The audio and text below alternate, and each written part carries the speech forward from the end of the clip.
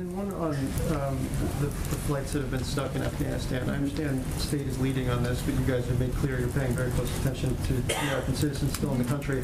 I'm trying to square where things actually stand. The Secretary of State said a couple of times it was a documentation issue. A U.S. Senator, Richard Blumenthal, pushed back vociferously on that. Today, the Secretary of State said the Taliban are not permitting the charter flights to leave and putting it precisely on them. What's your understanding of the holdup? And if the Taliban is preventing them, what levers do you have right now? Well, a couple pieces are true here. So one is we are continuing to press the Taliban, the Secretary of State is, to do more, to abide by allowing American citizens, individuals with who are legal permanent residents, and individuals with proper documentation to depart the country. It is also true that we don't have a role in preventing flights from taking off. We are not on the ground, so that is not something the U.S. government is doing. But at the same time, some of these planes and some of the issues is where are they going to land? So a number of these planes, they may have a handful of American citizens, but they may have several hundred individuals where we don't have manifests for them. We don't know what the security protocols are for them. We don't know what their documentation is. And there is a fundamental question, and this is one of the hard choices you face in government. Are we going to allow a plane with hundreds of people where we don't know who they are, we don't know what security protocols have been put in place, to land on a U.S. military base? And there are reasonable questions, justified questions, I think, as to why we wouldn't do that. And so right now there are some charter planes that are taking off. We do have to make evaluations about the safety and security and protocols in place as planes are landing on military bases. And there are some challenges as it relates to documentation, where a number of people may not have documentation, some for good reason, because they're trying to depart Afghanistan. But that is something we're working through. These handful of American citizens, we are also in touch with. They are not the majority of these flights. Far from it. It is a small number of American citizens who we're talking about on these charter flights. Can I follow up on that, please, Jen? So Sure. Are you essentially saying that is the administration essentially saying, I'm picking up from what Secretary Blinken has said today about documentation, is the administration essentially saying that Taliban is the only one who has access and who's able to check passenger documentation against these flight manifests? And if so, what is stopping the U.S., for example, from sending personnel over there to do this job and to allow these passengers to leave on the flights? I understand they're not all Americans, but many of them are Afghan allies. Well, none of that is what I said or what the Secretary of State said. So let me try again.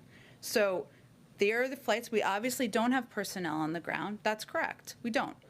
What our objective is, and we have a presence in Qatar, right? As you know, our Secretary of State has been on the ground in Qatar, is negotiating and having discussions as we speak with international partners, and also members of our State Department are in discussions with the Taliban, because we do want to work through and ensure that we can allow additional flights to land at military bases. But it is also true that we are not going to allow flights to land where we don't know what security protocols have been taken, whether people have been vetted, who are on these planes. And I don't think the vast majority of American citizens want us to do that either. So right now, we are working through this process, and we are also in touch with the American citizens who are on these flights or who are in the vicinity, which are a very small number, to work through getting them out of Afghanistan. We are committed to that. We absolutely want to do that. We've already evacuated a handful of people, and we're continuing to work through. Now, things that will make it much easier for certain are if Qatari Airlines, we're working with them to see if they can get flights up and operational, more efforts to get individuals evacuated over land. We're working through all of these components, and it's the reason why the Secretary of State is on the ground in the region discussing and negotiating as we speak. Okay, we're going to keep going, Rija. Go ahead, Rija. Go ahead, Rija. I think I answered your question. Go ahead. Thank you, Jen. Following up on these charter flights that the Taliban is holding up in Afghanistan, the Secretary of State said there are limits to what we can do without personnel on the ground. Yeah. You just said we are not on the ground. You're right. Whose fault is that? I don't think this is about fault here. I'm convinced. I think what people want to understand is what we're doing to help address it.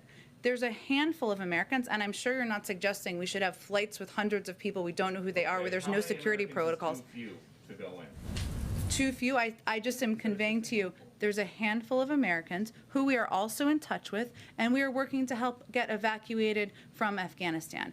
But decisions you have to make in the federal government are not yes and no decisions or as simple as what you're laying out here. What we're evaluating and looking at is how to keep people on our military bases safe while also getting these U.S. citizens, dual citizens, people who are prepared to leave Afghanistan able to leave. At the same time, we don't think we're not going to allow flights that have hundreds of people who we don't know who they are, who haven't been security protocols, where we haven't seen the manifests, to land on U.S. military bases. Okay, there are now more terrorists wanted by the FBI and the new Afghan government than there are women.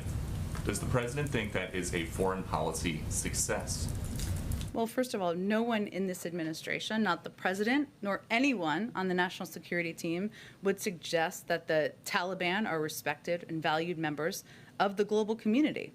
They have not earned that in any way, and we have never assessed that.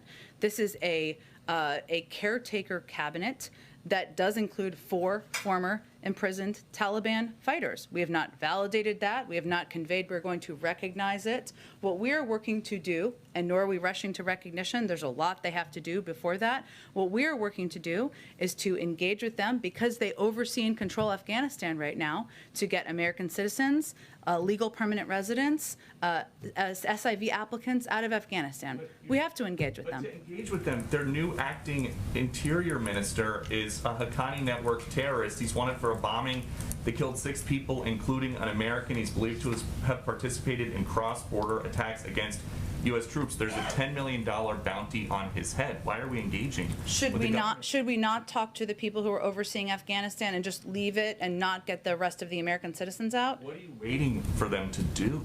They just formed their government. What are you waiting for? Something? Waiting for what? You're saying that we're not going to rush to recognition. That means that there could be recognition.